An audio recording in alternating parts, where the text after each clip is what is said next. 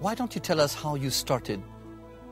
When being a professor of economics, all of a sudden you said, can't I do something about poverty?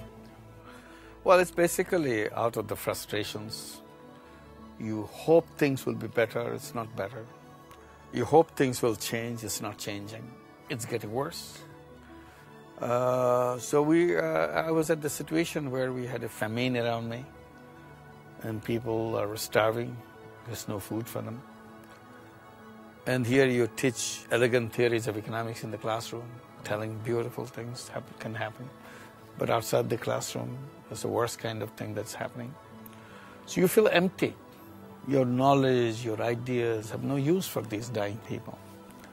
So I wanted to see, forgetting about all those beautiful theories, as a person, as a human being, if I can be of some help to somebody in the village next door to the university campus. And what did you do?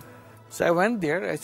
I decided to spend time every day going around to see if I can make myself useful to one person, even for a day. So my ambition was very, very small, nothing big. And I did a lot of things, and I saw in the process how people were being tortured by the loan sharks. Okay. So I wanted to know more about loan sharks, how they do it, how can they take control of people's lives by lending small amount of money. When I made the list, there were 42 names on the list. Total money they borrowed was $27. I couldn't believe that people can suffer so much for such a small amount of money. So one idea came, I can solve this problem, it's easy. If I give $27 to all these 42 people, they can return the money to the loan sharks and they will be free. And the loan sharks cannot squeeze them anymore. And I was very happy that I can do that. So I went ahead and did that. And people were very happy. They didn't expect such a thing to happen. Then I realized if you can make so many people so happy with such a small amount of money, why shouldn't you do more of it? So I wanted to do more of it.